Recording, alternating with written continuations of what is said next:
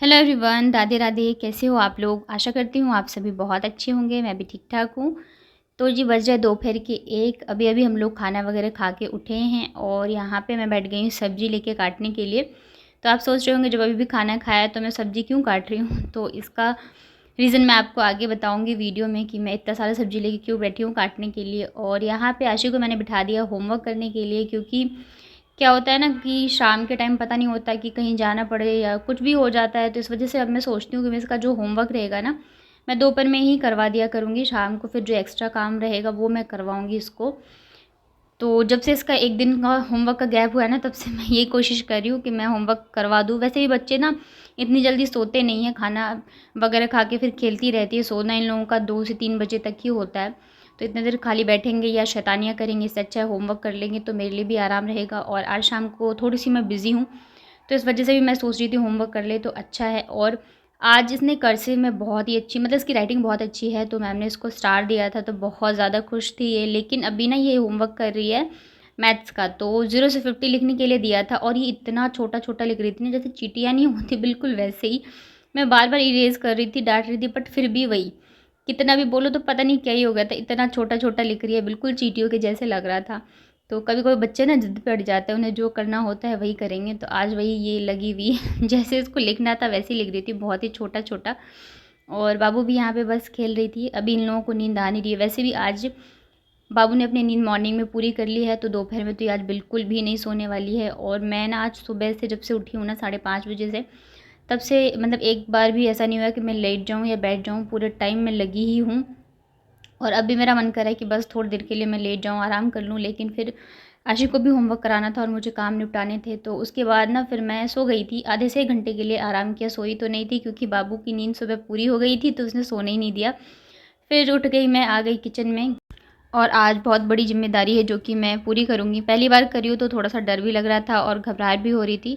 तो इस वज़ह से मैं आज दिन से ही लगी हुई थी तैयारी में कि कहीं कोई कमी ना रह जाए, कहीं कुछ छूट ना जाए। पहली बार करते हैं तो लगता है ना, और कोई बताने वाला भी नहीं होता है, समझाने वाला भी नहीं होता है, तो इस वजह से। और बिना प्याज़ लहसुन के मैं खाना बनाने वाली हूँ। तो यहाँ पे मैंने दाल को सोचा थोड़ा-सा मैं फ्राई कर लेती हूँ। अरहर की दाल बनाऊँगी मैं, तो कढ़ाई में थोड़ा-सा तेल डाल के मैंने इसको फ्राई कर लिया है। और दूसरी साइड मैंने रखा है दूध बॉयल होने के लिए। तो गैस वगैरह पोंछ के अच्छे से सब मतलब करना है, बिना प्याज़ लहसुन कहीं कुछ भी नहीं रहे। सारी बर्तन वगैरह सारी चीज़ें मैंने अच्छे से क्लीन करी है।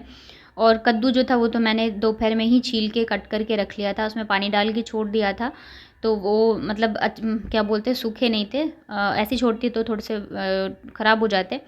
और पकोड़े वगैरह के लिए सारी चीज़ें मैंने कट कर ली थी। तो यहाँ पे देखिए दाल को बस हल्का सा फ्राई करना था, इससे टेस्ट अच्छा आता है। अगर आप भून के अरहर की दाल बनाते हो तो टेस्टी बनते हैं, बट डेली तो हो नहीं पाता है। लेकिन आज मैंने कहा कि मैं बनाती हूँ, तो दाल को मैंने पानी डाल के छोड़ दिया है। और तब तक यहाँ पे मैंने कद्दू छौंक दी है। तो सरसों के तेल में मैंने डाला है मेथी, लाल मिर्च, और यहाँ पे हींग डालना था और मैं भूल गई जल्दी-जल्दी में और डायरेक्ट मैंने कद्दू ही डाल दिया। फिर मुझे बाद में जाके याद आया कि मुझे हींग डालना है, तो फिर बस मैंने यहीं ऊपर से डाल दिया था थोड़ा-सा।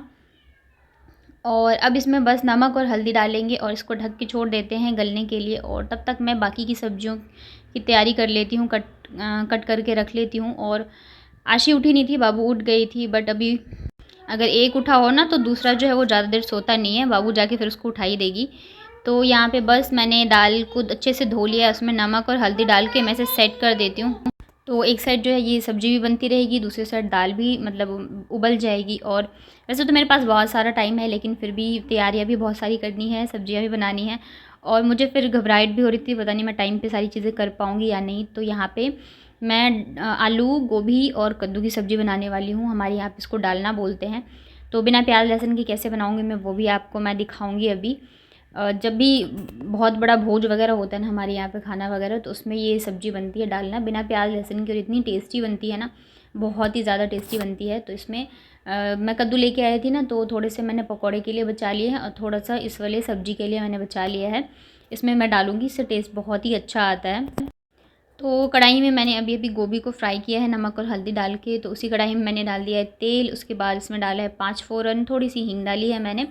अब इन सबको चला लेते हैं। उसके बाद यहाँ पे मैंने टमाटर में हरी मिर्च और अदरक को चॉपर में अच्छे से ग्रेट कर लिया है। उसके बाद यहाँ पे डाल देंगे थोड़े बहुत मसाले। तो मैंने बस हल्दी पाउडर और धनिया पाउडर डाला है, हरी मिर्च डाली है, तो लाल मिर्च मैं नहीं डालूँगी। आप चाहें तो लाल मिर्च भी डाल सकते हैं। उसके अलावा कोई भी मैंने मसाला नहीं डाला था। तो मसाले जब अच्छे से फ्राई हो गए थे तब मैंने इसमें डाल दिया आलू और कद्दू। कद्दू बहुत थोड़े से ही थे बट टेस्ट आ जाता है इससे डालने में बहुत ही अच्छा। उसके बाद यहाँ पे डाल देंगे नमक और अब इसको ढक के हम पकने के लिए छोड़ देते हैं जब तक कि कद्दू और ये जो आलू है पक जाते हैं अच्छे से। और मैं लेके आई थी परवल, तो इसकी भी मैं बनाने वाली हूँ सब्जी नहीं, इसके फ्राई करते हैं, तो मैं आपको दिखाऊंगी कैसे बनाऊंगी। तो तब तक मैंने सोचा मैं परवल को छील के काट लेती हूँ और साथ में मैं लेके आई थी आम, तो उसकी भी मैं बनाऊंगी चटनी। खट मिट्ठी नहीं बनाऊंगी आज, मैं चटनी बनाऊंगी। तो मैं आपको बता देती हूँ कि आज क्या है। आज है मेरे ससुर जी का, यानी कि मेरे हस्बैंड के पापा का उनकी बरसी है, तो उसी के लिए मैं तैयारियां कर रही थी। मतलब हमारे यहाँ पे ब्राह्मण खिलाया जाता है, उनको गए हुए 11 से 12 साल हो चुके हैं। तो हर बार तो वैसे मम्मी ही खिलाती थी गांव में। अभी इस बार मम्मी जो है गांव में है, कानपुर में रहती थी, तो हम लोग भी जाते थे। तो 2-3 साल से मम्मी जो है वो गांव में ही, मतलब कुछ ना कुछ ऐसा हो जाता है कि मम्मी उस टाइम पे गांव में रहती हैं। अदरवाइज़ कानपुर रहती तो फिर हम लोग जाते थे, क्योंकि पूजा वगैरह होती है तो यही करते थे सारी चीज़ें।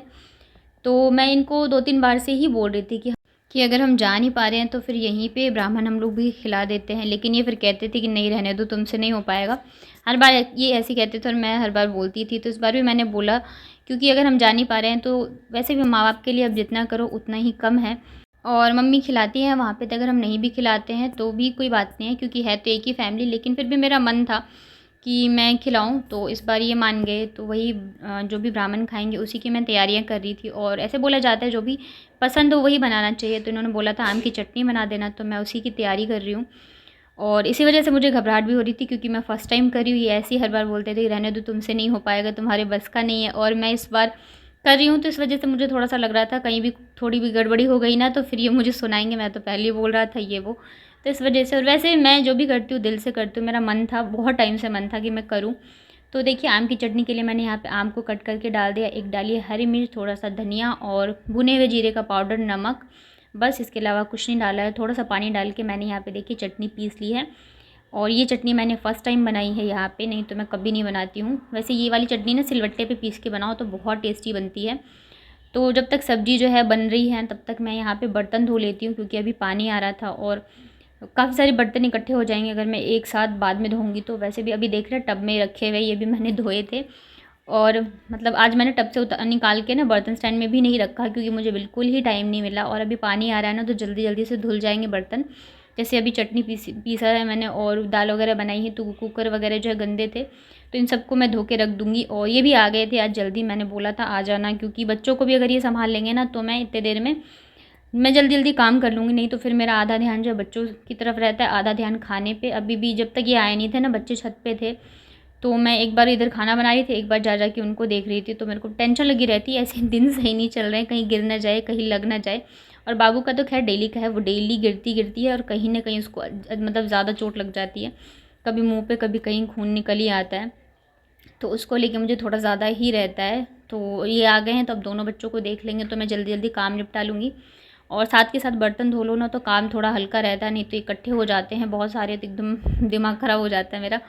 तो यहाँ पे बस फटाफट से मैं बर्तन वगैरह धो लेती हूँ। उसके बाद फिर वैसे तो मेरी ज़्यादातर खाने की तैयारी जो है वो हो चुकी है, बस थोड़े बहुत ही बच्चे हैं, तो अब ज़्यादा टेंशन है नहीं मुझे। तो यहाँ पे देखिए परवल को छौंका है मैंने, तो तेल में जीरा डाला है और परवल डाल दिया। उसके बाद डाल देंगे नमक और हल्दी। इसे मीडियम आंच पे हम पका लेते हैं थोड़ा सा, मतलब दोनों साइड से अच्छे से गलने तक पका लेंगे। और तब तक मैं पकौड़े के लिए ना बैटर बना के तैयार कर लेती हूँ।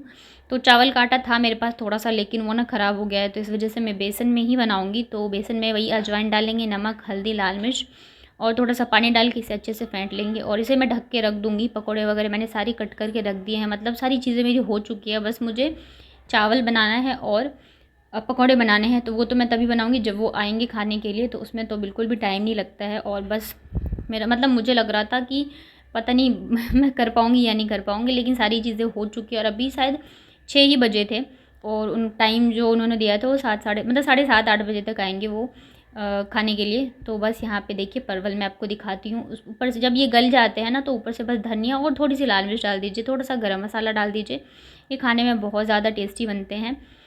तो यहाँ पे सारे खाना जो भी चीज़ें मैंने बनाई थी मैंने इकट्ठी करके एक जगह रख दी, क्योंकि ना मतलब मेरा दिमाग ऐसा है कि मैं पता चले जब मैं खाना निकाल रही हूँ ना, लगा रही हूँ, तो मैं भूल जाऊँ कोई ना कोई चीज़। तो इस वजह से मैं सारी चीज़ें ना इकट्ठी एक ही जगह पे रख रही थी ताकि मुझे सब याद रहे। तो अभी बहुत सारा टाइम था तो मैं आ गई थी छत पे, ये दोनों बच्चों के साथ ऊपर ही थे। मौसम आजकल शाम और सुबह बहुत ही अच्छा रहता है, हवा चल रही होती है, आसपास शायद बारिश हुई होगी, तो बहुत ही अच्छा सा मौसम था। तो फिर मैं आ गई थी ऊपर थोड़ी देर, काफ़ी देर से मैं किचन में खड़ी थी तो गर्मी सी भी लग रही थी, और बस बच्चों के साथ थोड़ी देर यहाँ पे मैं करूँगी वॉक। और पता नहीं क्यों मुझे ऐसा लग रहा है जैसे मैं मोटी हो गई हूँ, जबकि ऐसा है नहीं। अभी भी मैं गई थी ना हॉस्पिटल, तो मैं वेट करके आई थी। मेरा वेट कभी भी बढ़ता नहीं है, जितना है उतना ही रहता है। मेरा मन करता है मैं थोड़ी सी मोटी हो जाऊँ, लेकिन मैं होती नहीं हूँ। जो पतले होते हैं उनका मन करता है मोटे हो जाए, और जो मोटे होते हैं उनका मन करता है पतले हो जाए। और यहाँ पे ये ना बच्चों के साथ खेल रहे थे फुटबॉल, तो बस मैं भी ऐसी जैसे इधर उधर चला जा रहा था तो मैं दे रही थी, और ऐसे करते करते हम लोग खेलने लग गए।